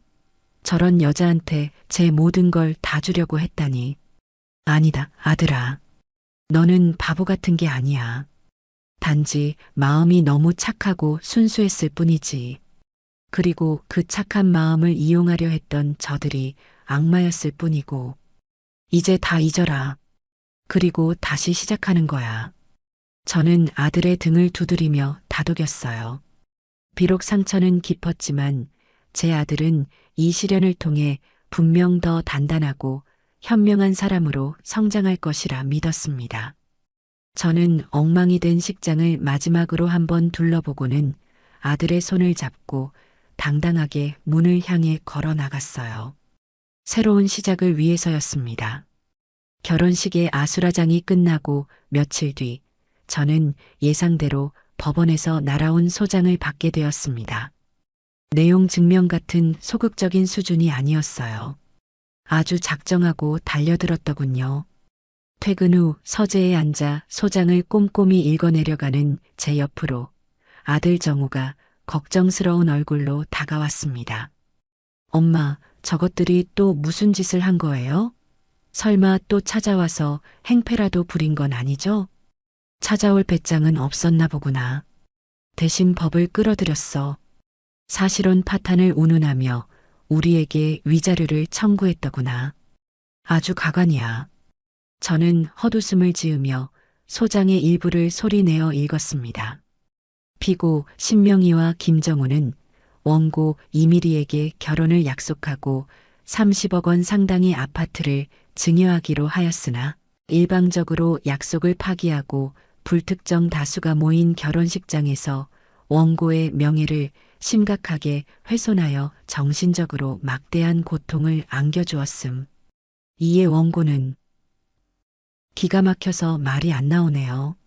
자기들이 사기친 건 머릿속에서 완전히 지워버렸나 봐요. 그래서 얼마를 달라는 건데요? 원래 약속했던 아파트 시가 30억 원에 명예훼손에 대한 위자료 5억 원, 정신적 피해 보상 5억 원, 도합 40억 원을 우리에게 청구했더구나.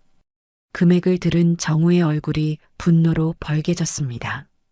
정말 끝까지 구역질 나는 인간들이네요. 엄마, 당장 최고의 변호사를 선임해야 해요. 저것들한테 단 1원도 뜯길 수 없어요. 아니, 오히려 우리가 받아내야죠. 물론이지. 이미 우리 쪽 변호사와는 이야기가 다 끝났다. 걱정하지 마라.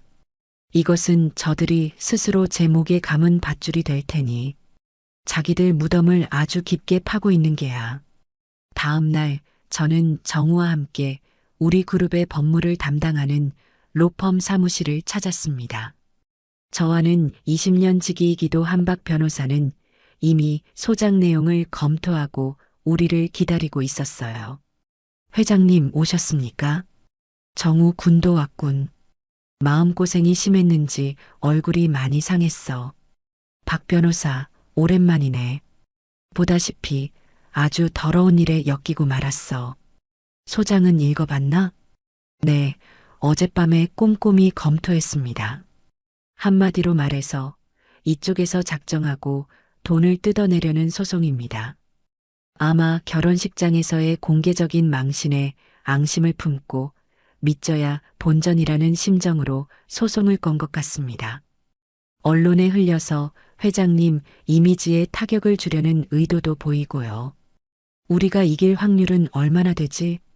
확률을 논할 가치도 없는 소송입니다. 회장님께서 미리 확보해 두신 증거 자료들이 워낙 명백해서요. 녹취 파일, 메신저 대화 내용, 증인들의 진술까지. 이건 사실혼 파탄이 아니라 명백한 혼인 빙자 사기 사건입니다. 걱정하실 것 하나도 없습니다. 박 변호사의 자신감 넘치는 말에 비로소 정우의 표정이 조금 풀렸습니다. 저는 단호한 목소리로 말했어요. 좋아.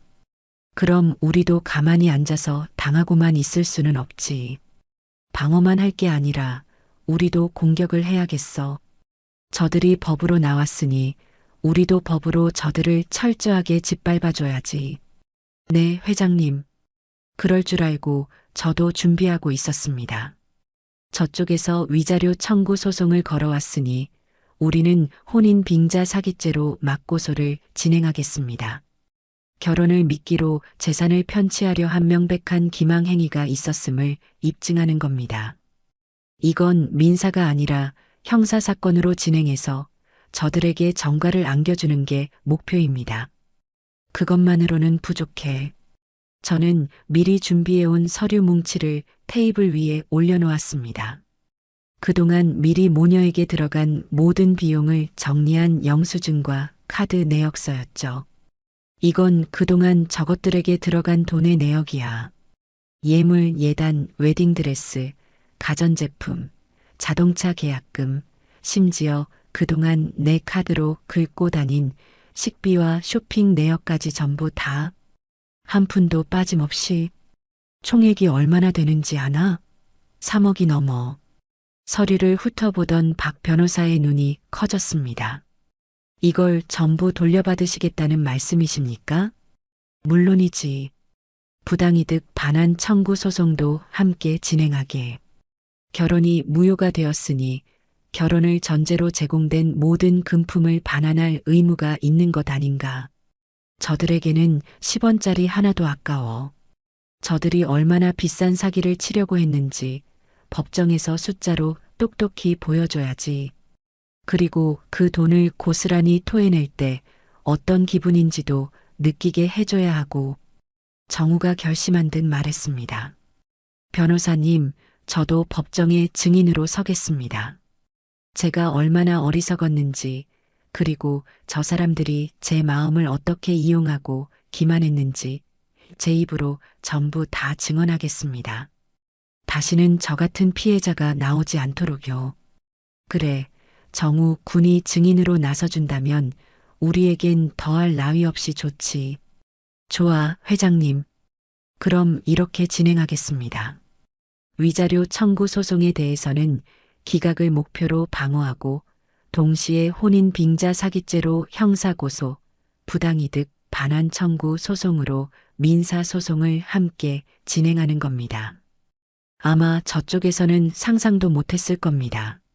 자기들이 던진 돌에 머리가 깨지는 기분이 어떤 건지 제대로 보여드리겠습니다. 사무실을 나오며 저는 하늘을 올려다보았습니다. 이제 막 법적 다툼이 시작되었지만 저는 조금도 불안하지 않았어요. 오히려 통쾌했습니다. 저들에게 자비란 없었습니다. 법이라는 이름 아래 가장 냉정하고 철저한 방식으로 죗값을 치르게 해줄 것이었으니까요. 몇 달 뒤 드디어 첫 재판이 열렸습니다. 법정 피고인석에 나란히 앉아있는 미리와 그 어머니의 모습은 결혼식장에서의 화려함은 온데간데 없이 초라하기 그지없었어요. 그들은 재판 내내 눈물을 흘리며 자신들이야말로 상처받은 피해자라는 연기를 펼쳤습니다. 그들 측 변호사는 아주 감정에 호소하는 전략을 들고 나왔더군요. 존경하는 재판장님, 원고 이미리는 피고 김정우와 결혼을 약속하고 모든 것을 바쳤습니다. 순수한 마음으로 사랑을 키워왔습니다. 하지만 피고의 어머니인 신명희는 단지 원고의 가정 형편이 어렵다는 이유만으로 이 결혼을 반대했고 급기야 수백 명의 하객들 앞에서 한 여자의 인생을 짓밟는 끔찍한 일을 저질렀습니다. 이것은 명백한 갑질이자 인격살인입니다.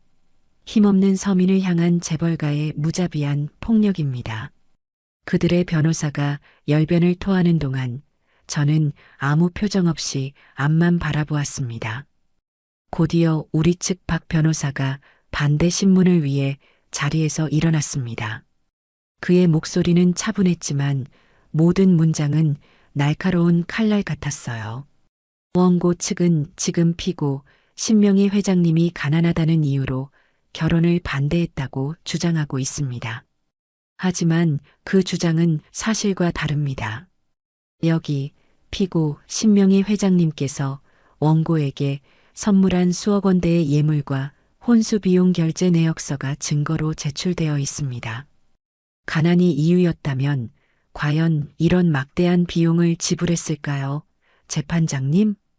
박 변호사는 이어서 우리가 준비한 증거들을 하나씩 공개하기 시작했습니다. 결혼식장에서 틀었던 문제의 메신저 대화 내용과 통화 녹취 파일이 법정 전체에 울려 퍼졌어요. 김정우는 진짜 완전 물소야, 물소. 그 집 돈만 빼먹고 이혼하면 그만이야. 일단 임신부터 해. 애부터 가져서 걔 발목을 꽉 잡아야 돼.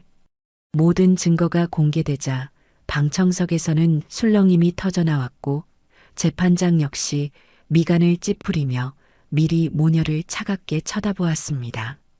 그들의 변호사는 당황하며 불법적으로 수집된 증거이며 악의적으로 편집되었을 가능성이 있다고 주장했지만 이미 분위기는 완전히 넘어온 뒤였죠.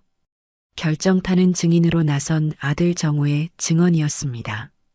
정우는 증인석에 서서 미리를 똑바로 쳐다보며 또박또박 힘있는 목소리로 말했습니다. 저는 이미리 씨를 진심으로 사랑했고 미래를 약속했습니다. 하지만 그녀가 사랑했던 것은 제가 아니라 제 배경과 저희 어머니의 재산이었습니다. 원고는 단 한순간도 저를 진심으로 대한 적이 없습니다. 저와의 모든 시간은 30억짜리 아파트를 얻어내기 위한 연극이었을 뿐입니다. 저는 명백한 사기의 피해자입니다. 재판장님. 정우의 증언이 끝나자 미리는 아니야. 정우 씨, 어떻게 나한테 이럴 수 있어?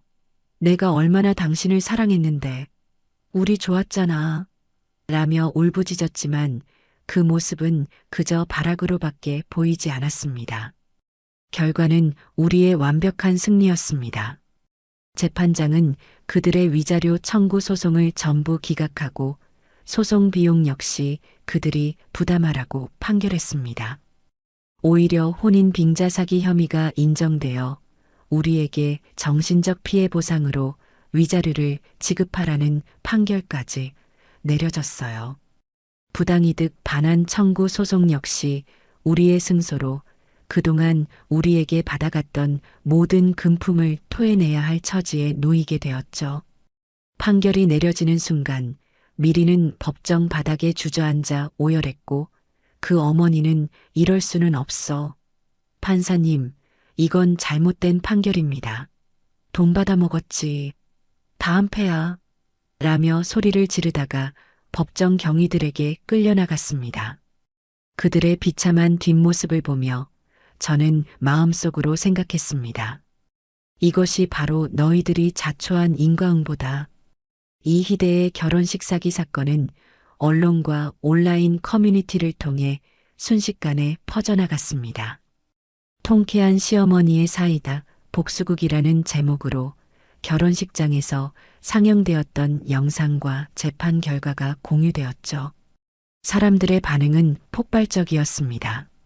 와, 저 시어머니 진짜 멋있다. 현명하고 강단 있네. 저런 꽃뱀 모녀는 사회에서 매장시켜야 함. 자업자득이다. 회장님, 저희 엄마였으면 좋겠어요. 완전 사이다 할머니. 하루아침에 저는 사이다 시어머니로, 미리 모녀는 국민 꽃뱀으로 등극했습니다. 신상이 알려지는 것은 순식간이었고 그들은 더 이상 동네에서 얼굴을 들고 다닐 수 없게 되었어요. 설상가상으로 예비 사돈이 저를 믿고 주변 사람들에게 빌렸던 돈을 갚지 못해 사기죄로 고소당해 구속되었다는 소식까지 들려왔습니다. 그들은 사회적으로나 법적으로나 완벽하게 몰락하고 만 것이었습니다. 길고 길었던 폭풍이 지나간 후 우리 가족에게는 새로운 일상이 찾아왔습니다. 가장 큰 변화는 아들 정우에게서 나타났어요. 끔찍한 배신을 겪은 아들은 예전에 순진하고 물렀던 모습에서 벗어나 한층 더 단단하고 성숙한 남자로 성장해 있었습니다. 엄마, 이제 제가 엄마 곁에서 힘이 되어 드릴게요. 언제까지나 엄마 그늘 아래에 숨어서 살 수는 없잖아요. 저도 이제 제 몫을 하고 싶어요. 어느 날 아침 식사를 하던 정우가 제게 진지한 얼굴로 말했습니다. 회사 저에게 맡겨주세요. 물론 당장은 아니에요. 지금부터 밑바닥부터 다시 배우겠습니다. 경영 수업도 받고 실무도 익힐게요. 그래서 언젠가는 엄마가 평생 피땀 흘려 일군 이 회사를 제가 더 자랑스럽게 만들고 싶어요. 아들의 대견한 말에 저는 가슴 벅찬 감동을 느꼈습니다. 잃어버린 줄 알았던 아들을, 아니 그보다 훨씬 더 멋진 아들을 되찾은 기분이었어요. 그래 아들아, 네가 그렇게 마음을 먹었다니 엄마는 더 바랄 게 없다. 해보거라. 힘들면 언제든 이 엄마한테 기대도 좋으니 네가 가고 싶은 길을 힘껏 가보거라. 그날 이후 정우는 정말 달라졌습니다. 매일 새벽같이 일어나 경제신문을 읽고 밤늦게까지 회사에 남아 업무를 익혔어요. 주말에는 MBA 과정을 밟으며 경영 이론을 공부했습니다.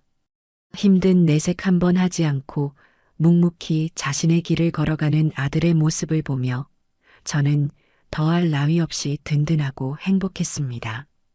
아들이 제자리를 찾아가는 모습을 보며 저 역시 제 인생의 오랜 수건 사업 하나를 시작하기로 결심했어요. 바로 그 30억짜리 아파트의 처리 문제였죠. 박 변호사, 그 강남 아파트 말이야. 팔아서 내 이름으로 재단을 하나 만들고 싶네. 재단 말씀이십니까, 회장님?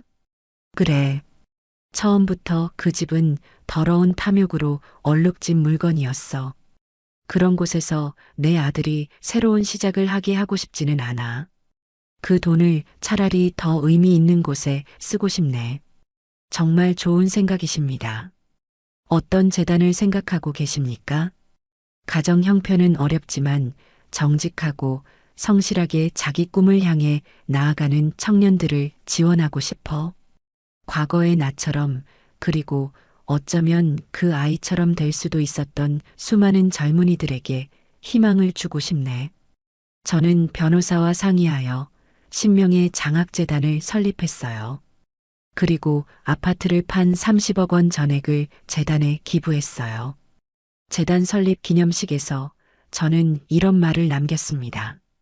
돈은 사람을 행복하게 만들기도 하지만 때로는 사람을 괴물로 만들기도 합니다.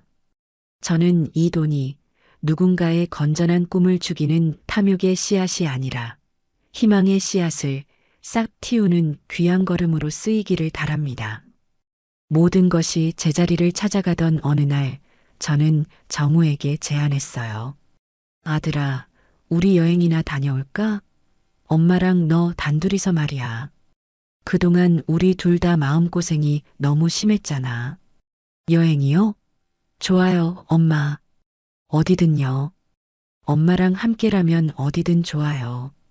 우리는 모든 것을 잠시 내려놓고 스위스로 긴 여행을 떠났습니다. 만년설이 쌓인 융프라우 정상에 올라 끝없이 펼쳐진 알프스 산맥을 바라보며 우리는 많은 대화를 나누었어요. 엄마, 저기를 보세요. 정말 아름답네요. 가슴이 뻥 뚫리는 것 같아요. 그러게나 말이다. 세상은 이렇게 넓고 아름다운데 우리는 그동안 너무 좁고 더러운 세상에 갇혀 있었구나. 이제는 다 괜찮아요, 엄마. 덕분에요. 엄마가 아니었으면 전 아직도 그 지옥에서 헤매고 있었을 거예요. 정말 감사해요. 그리고 사랑해요. 아니다, 아들아. 너는 바보 같은 게 아니었어. 단지 마음이 너무 착하고 순수했을 뿐이지. 그리고 그 착한 마음을 이용하려 했던 저들이 악마였을 뿐이고. 이제 다 잊어라. 그리고 다시 시작하는 거야. 아들의 진심 어린 고백에 저는 조용히 아들의 손을 잡아주었어요. 시리도록 차가운 공기 속에서 우리 모자의 마음은 그 어느 때보다 따뜻하게 이어져 있었습니다. 그 끔찍했던 시련은 역설적이게도 우리 가족을 이전보다 훨씬 더 단단하고 굳건하게 만들어 주었던 겁니다. 여행에서 돌아오고 몇 년의 시간이 흘렀습니다. 정우는 이제 회사의 부사장으로서 제법 듬직하게 자기 몫을 해내고 있었고, 저는 경영 일선에서 한 발 물러나 재단 일에 더 힘을 쏟으며 여유로운 노년을 보내고 있었어요.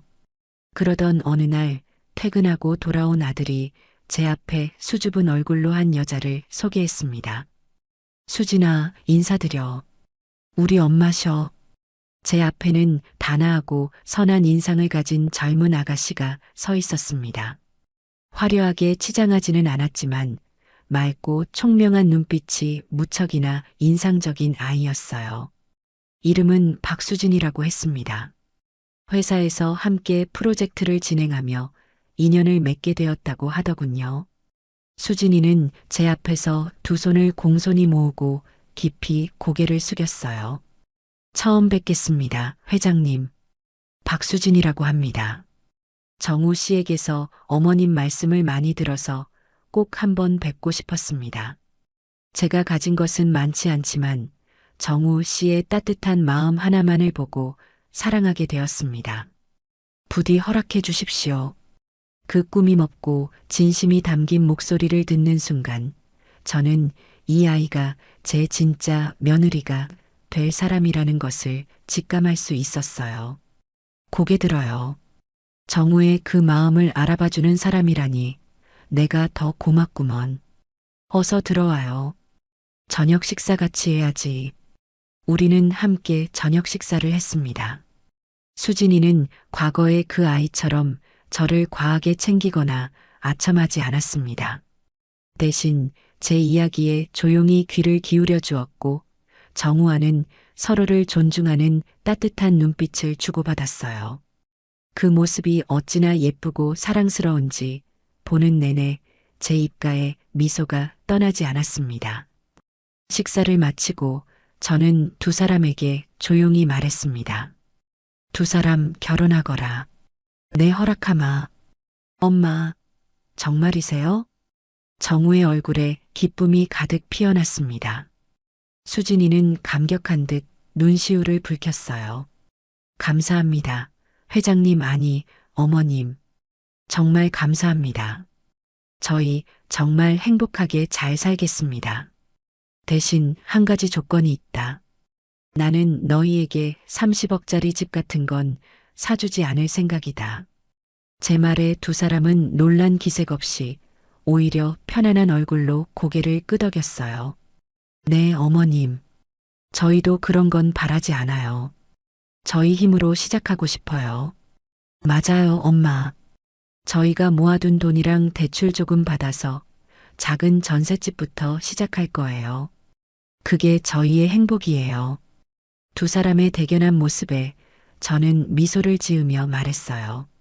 그래, 니들 생각이 그렇다니 참으로 기특하구나. 하지만 부모로서 자식의 첫 시작을 어찌 모른 척하겠니? 아주 크지는 않지만 너희가 살 전셋집 정도는 이 어미가 마련해주마. 나머지는 너희 두 사람의 힘으로 차곡차곡 예쁘게 채워나가거라. 두 사람은 제 말에 눈물을 글썽이며 감사 인사를 전했어요. 저는 그 아이들의 손을 꼭 잡아주었어요. 진정한 행복이란 이처럼 거창한 것이 아니라 작고 따뜻한 진심들이 모여 이루어지는 것이라는 사실을 우리는 너무나도 잘 알고 있었으니까요. 또 몇 년의 시간이 흘렀습니다. 이제 제게는 눈에 넣어도 아프지 않을 손주가 둘이나 생겼습니다. 어느 화창한 주말 오후 저는 거실 소파에 앉아 책을 읽고 있었고 정우와 며느리는 주방에서 함께 저녁을 준비하고 있었어요. 거실 바닥에서는 이제 막 말을 배우기 시작한 손주 녀석이 제게 아장아장 걸어와 안기며 옹알이를 했습니다. 할머니, 할머니, 책 읽어주세요. 오구, 우리 강아지. 할머니한테 왔어요? 무슨 책 읽어줄까? 손주 녀석이 손가락으로 가리킨 것은 용과 기사가 나오는 그림책이었습니다. 저는 책을 내려놓고 손주를 번쩍 안아 무릎에 앉혔습니다. 알았어. 할머니가 아주 재미있는 이야기를 하나 해줄게. 아주 지혜로운 여왕님과 용감한 왕자님이 보물을 너무너무 좋아하는 욕심쟁이 도깨비들을 어떻게 혼내줬는지에 대한 이야기란다. 주방에서는 제 이야기를 들었는지 아들 내외의 행복한 웃음소리가 들려왔어요. 이 평화롭고 따뜻한 풍경, 이것이야말로 제가 평생을 바쳐 지키고 싶었던 가족의 모습이었습니다. 문득 아주 오래전 그 끔찍했던 악몽 같던 날들이 스쳐 지나갔습니다. 만약 그때 제가 모든 것을 포기했더라면, 만약 아들이 진실을 외면했더라면 지금의 이 행복은 존재하지 않았을지도 모릅니다. 돈이 진정한 행복을 가져다 주지 않는다는 사실을 우리는 너무나도 아픈 대가를 치르고서야 깨달았어요. 진정한 행복은 서로를 향한 변치 않는 믿음과 진심 어린 사랑, 그 안에 있다는 것을요. 손주의 부드러운 머리카락을 쓰다듬으며 저는 창밖의 따스한 햇살을 바라보았어요. 이제 우리 가족에게는 그 어떤 시련의 폭풍이 불어와도 흔들리지 않을 아주 단단하고 깊은 뿌리가 내리고 있습니다.